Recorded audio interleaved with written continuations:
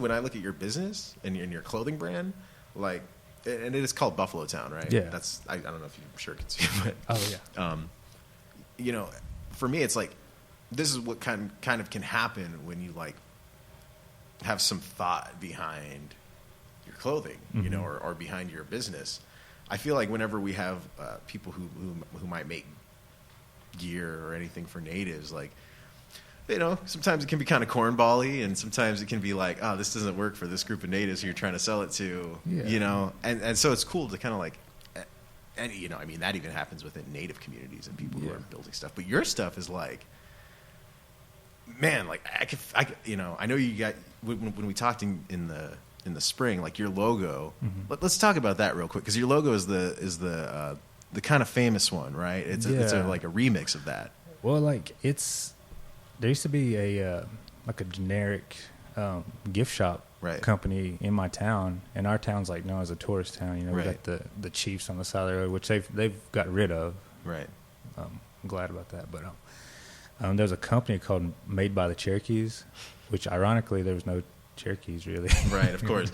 But they would make like tomahawks and spears, you know, the rubber spears and big red and yellow fluffs, and that was their logo, was like a Davy Crockett. Okay, and so that's what that's supposed to be. Yeah, it was Davy Crockett, but I switched it and put a turban and a feather and a pipe, and it was supposed to kind of be like Sequoia. Right. But now I just say, you know, it's just a Cherokee guy, because I've had some pushback from people like, oh, you're disgracing Sequoia or whatever. I don't know, but I mean, I'm my grandma's a Sequoia, so it's like, that's all right. Yeah, it's my family, so I can do what I want. but yeah, that's where the whole logo came from. And then it doesn't like necessarily look Cherokee though. I mean, it's just somebody said, oh, it looks like a pirate, or somebody said, oh, it's like, you know, to me it looks like what's going to happen if we let our cultures die. I don't know. There's all kinds of.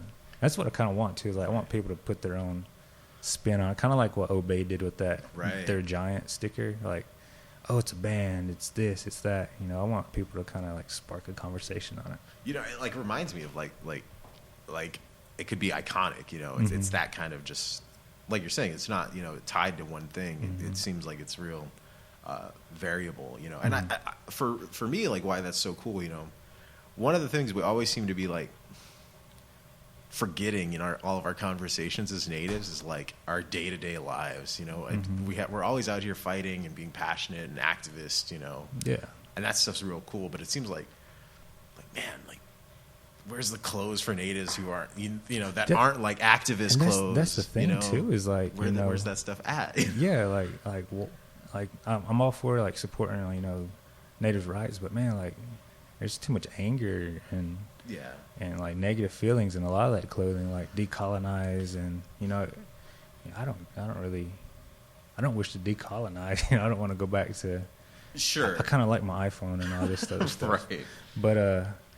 But yeah, man, I just want to like send out like positive vibes with our clothing, and anybody can wear it. You know, you don't have to be native. Right. Because like there was somebody that bought a shirt in Oklahoma when we set up at Tahlequah, and I'm like, you know, can I buy this shirt? Would a native be offended by it? And I was like, no. I was like, look at it. I was like, what looks native about it? Right. It's a cool shirt. That's what it kind of boils down to. And that's the thing too. You know, growing up, I was like skateboarding, riding motocross. It wasn't about, you know, it's trying to get a message across. You know, I just like cool looking shirts. Yeah, right. You know, it's as simple as that. The kind of one of the first times I saw, like, outside of like powwows and stuff, you know, that one of the first times I saw like cool, and like, again, you know, I'm an ISP major, so like I do like the decolonizing shirts and all that kind of stuff. You know, I like it when it's time, when it's appropriate, right? Yeah. For and that's just for me. I mean, I'm not going to be out here policing how people wear shirts, but like one of the first times I saw cool contemporary like native shirts, like I said, outside of the powwow, was this Indigenous Comic-Con down in Albuquerque. Oh yeah, my band and I went to that, and I was like, man, there's all these cool native makers who are making like, man, I saw this real cool one. I don't know what the rock is or what the formation is, but it was like it's one of like down there in like the Navajo, and it looks like a 3-prong like this, and it's like they did a riff off of the Rebel Alliance logo from like Star Wars, you know what I mean? And like when I see your stuff, I'm like, man, that's like, you know, I'd just wear that walking down the street, you know what I mean? Like Yes, that mix with popular culture. Right. I mean, that's what I wish more natives would be doing instead of focusing on the stereotypical, logos or messages. Right. There's all kinds of things we can do through clothing. It's like I feel like we, whatever you want to say about like politics or whatever, it's like we get too hung up on certain things though too. Yeah. And so it's just like, man, what I see with your stuff is like this is an opportunity for us to like, just kind of have something that's like cool that we don't have to also like try to protect. Yeah, it's like our spot in society. Yeah. And, if you're not native, you can still wear it. If you're native, oh, that's Buffalotown, Even the name Buffalotown is to honor like my wife and her community. I'd kind of like to talk about like what you want to do for your future. So you said you're kind of looking at doing an academic advisor. Yeah.